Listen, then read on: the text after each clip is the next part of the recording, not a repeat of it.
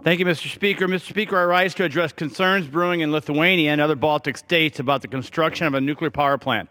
This plant is 12.5 miles from the Lithuanian border and in sight of Vilnius, Lithuania's capital and largest city.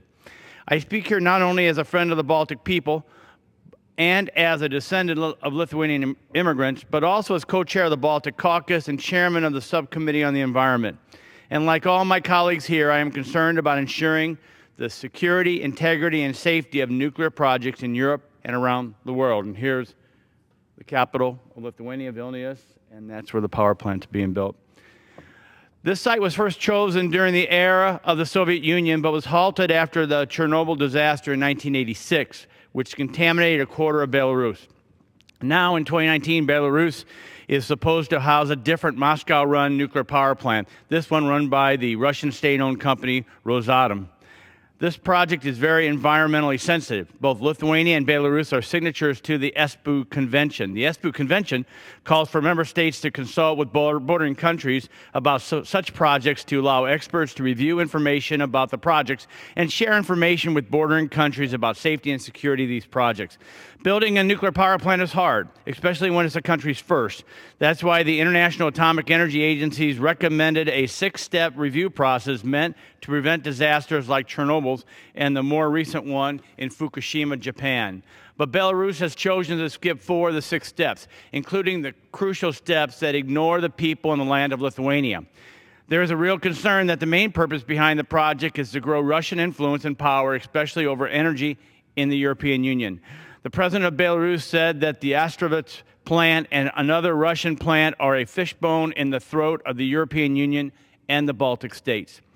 Nuclear power plants in sensitive areas should be discussed within the Espoo Convention. Near all of Lithuania is within 186 miles of the plant, which means that if the disaster were to strike, the land of Lithuania could be affected. The country's drinking water could also be affected since the plant is supposed to draw water from the Neris River that supplies drinking water to Lithuania. But incidents are occurring that cast doubt on Belarus's commitment to working with neighbors and ensuring the plant is safe.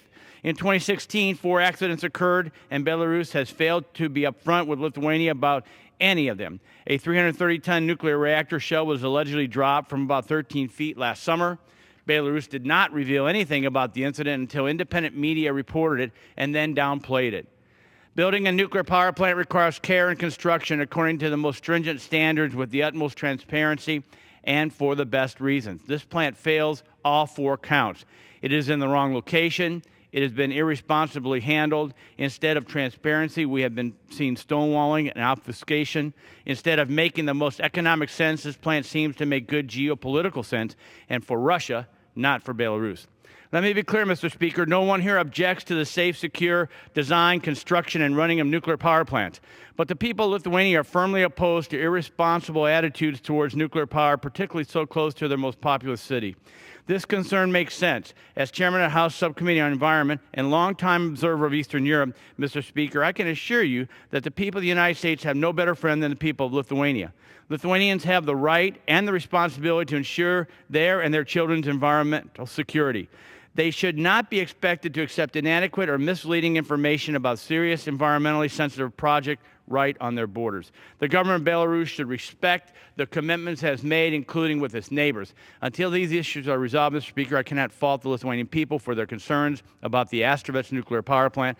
I share their concerns. I hope Belarus will calm their fears by allowing international experts and representatives.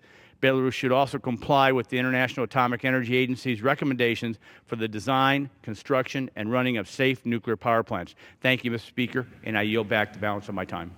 Gentlemen,